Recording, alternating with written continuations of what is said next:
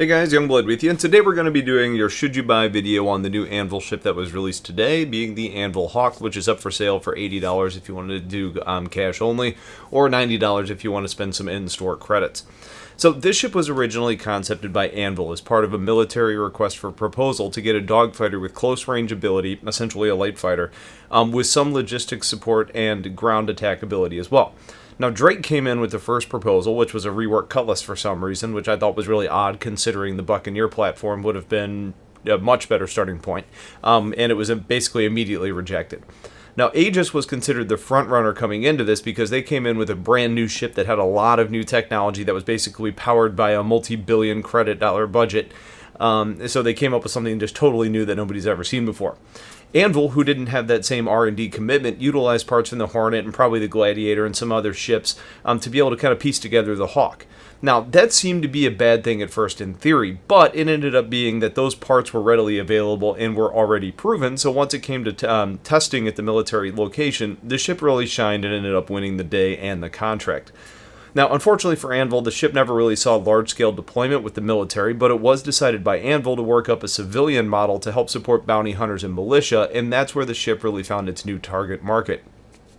Now, a good bounty hunting ship is one that really needs to have weaponry on board that allows it to disable ships instead of just flat out blowing it up. And that's where that circular center area on this thing comes into play because it's an EMP generator. Now, in addition to that, you also need a place to be able to store the person that you've captured. And to date, on ships like the Cutlass Blue and the Stalker, ships that are our current bounty hunting ships, those have holding cells on the inside of the ship. The Hawk has a pod at the back that allows you to load the person into, and then it kind of ends up retracting into the interior of the ship. Now, it was mentioned that the pod may end up being able to serve as a bed for the pilot on long journeys, but that necessarily hasn't been fleshed out yet, so we're going to kind of have to wait and see what CIG decides. I bet that doesn't necessarily come to fruition, just considering the fact that there's nothing about this ship that says long range to me. All the components are slow, it's not exploration, so I don't think it's going to really be born out of necessity to give you that option. Now, as far as other weaponry on the ship outside of the EMP, it actually comes equipped with 6 size 1 weapons stock, with 4 of those being above and below the wings. Now, those are on size 2 hardpoints, so you could run 4 size 2 fixed weapons if you see fit. Additionally, you have 2 size 1 mounts underneath the nose, and all of these ports are coming stock with size 1 laser cannons to start, and the ship has no missiles to start with, and no pylons available, which does make sense considering that this is a ship that's more focused on disabling as opposed to destroying. Now, a factor to keep in mind here is that the stock weapons aren't really designed to disable, so you're going to have to opt to be careful where you're shooting and how much damage that you're actually doing, as well as effectively using the EMP, or potentially swapping out some of those for like sucker punches or other disabling type or distortion types of weapons. Now, the overall design of the ship is interesting. It's got wings that fold back and rotate, landing for storage, which means that you can actually land in tight areas like a crowded street to find your target. The wide wing formation and lore also indicate that you're going to get solid atmospheric flight for a ship that's going to have dogfighting ability within an atmosphere. The Canopy is also supposed to be one of the lowest profiled ones to date in ships that we've seen, which means that you may end up having some restricted visibility straight ahead, but you do have an additional bottom canopy that allows you to kind of look down and track targets that are below you, which makes it perfect for chasing somebody that's on the ground. Now, it is said that the ship isn't super durable with some lighter armor, so even though you bring a lot of weaponry to the fight, you almost have to be careful about what sort of fight you're getting into. Similar to that of the Hurricane, but with less thrust and speed, so you're probably talking about it's a kind of a pseudo-glass cannon situation here. Now, that is going to limit some of the engagements that you can get into that you may not have to worry about with something like a more durable and bigger Cutlass Blue. Now, what's going to complicate matters here a little bit is that it's not necessarily fast and it's not necessarily slow. It's sort of a middle-of-the-road performer as far as flight model. So while it is versatile, allowing you to take on a variety of targets without being overclassed in every situation, it's going to have situations that you're just going to be a poor fit. Like where you're going against targets that have, larger targets that have turrets and smaller, faster vessels. You should, as a good pilot, be able to keep up in those situations, but you're not necessarily going to come in with like an ace in the hole.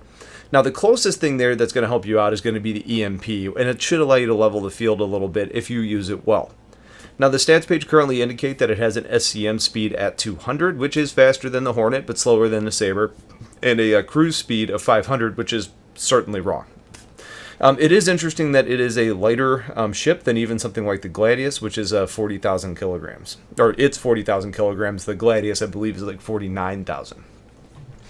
So the Hawk itself is listed as a small ship, and it has components to match with small for everything, which does match the Hornet, the Saber, and the Gladius.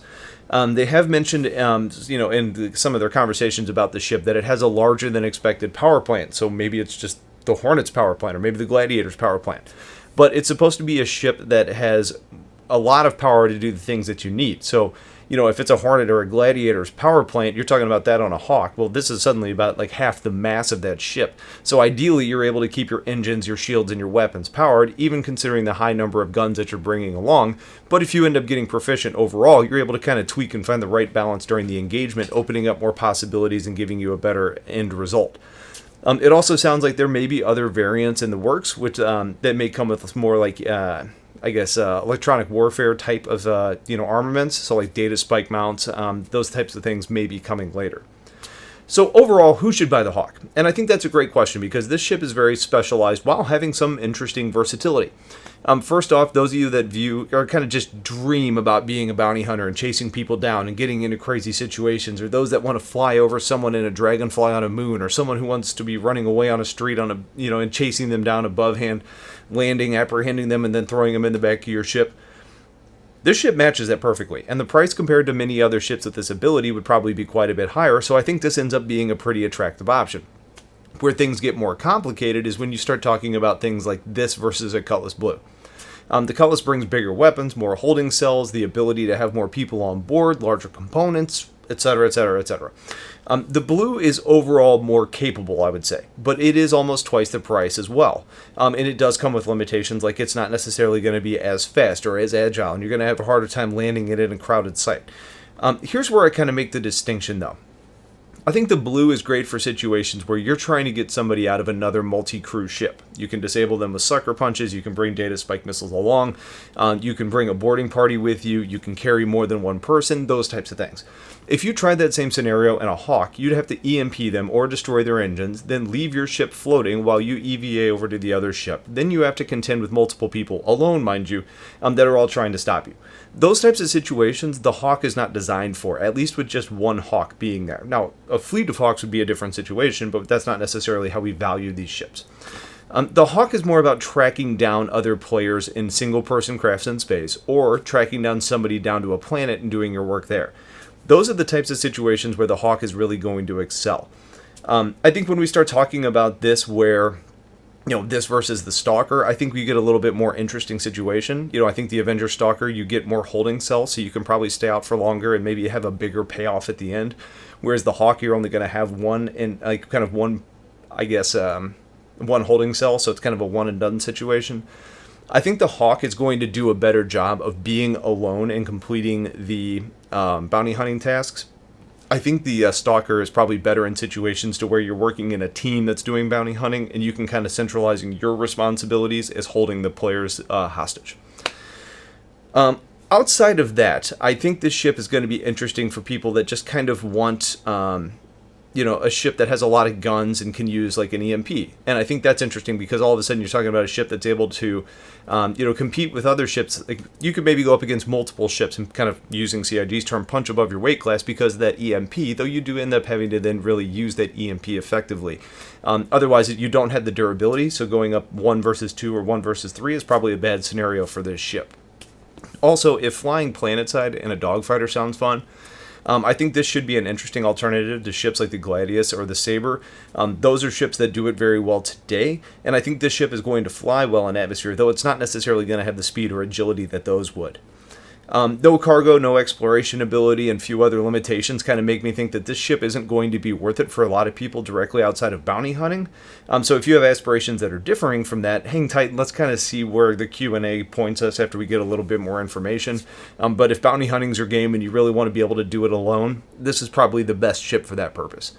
So I think it's a great ship. I think it's good to see, more ships coming in the low to the mid price range, and I think it's very well designed, so I'm personally excited for it.